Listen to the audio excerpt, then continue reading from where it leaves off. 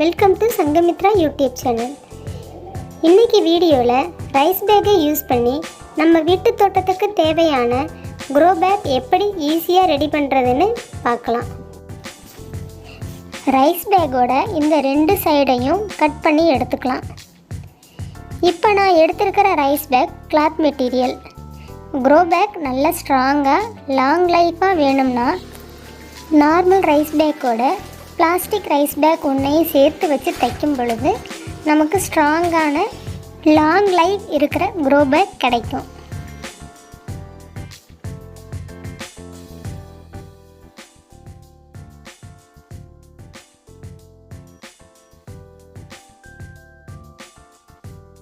First step, ஒரு கார்னரில் முக்கோணமாக மடிச்சுக்கணும்.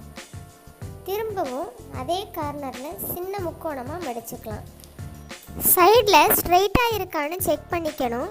கிராஸாக இருந்தால் அட்ஜஸ்ட் பண்ணி சரி பண்ணிக்கலாம். இப்போ மடித்த இடத்துல நான் ஒரு ஸ்ட்ரைட் தையல் போட்டுட்டு வந்துடுறேன்.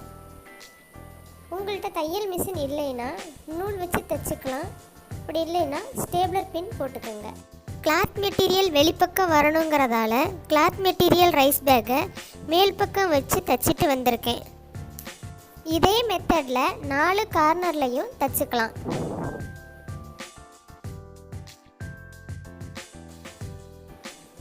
இப்போ பாருங்கள், 2 ரைஸ் பேக் லேயரும் தனித்தனியாக இருக்குது.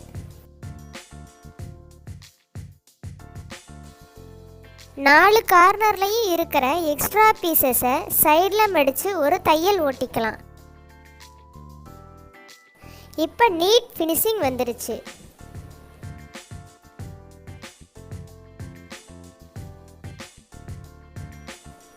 நாம் இப்போ உள்பக்கம் இருக்கிற லேயர் வெளிப்பக்கம் வர்ற மாதிரி திருப்பிக்கலாம்.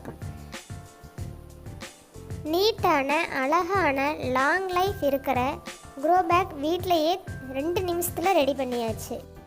மண் நிரப்பி செடி நடுறதுக்கு முன்னாடி கம்பியை சூடு பண்ணி அடிப்பக்கம் 5-6 ஹோல் போட்டுக்கோங்க. இந்த மெத்தடை யூஸ் பண்ணி உங்கள் தோட்டத்துக்கு தேவையான க்ரோ பேக்கை நீங்களே 2 நிமிஷத்தில் ரெடி பண்ணிக்கலாம். இந்த க்ரோ பேக் 1 அடி அகலம், 1.25 அடி நீளம், 1/2 அடி உயரம் இருக்கும். இந்த வீடியோ உங்களுக்கு ரொம்ப யூஸ்ஃபுல்லாக இருந்திருக்கும்.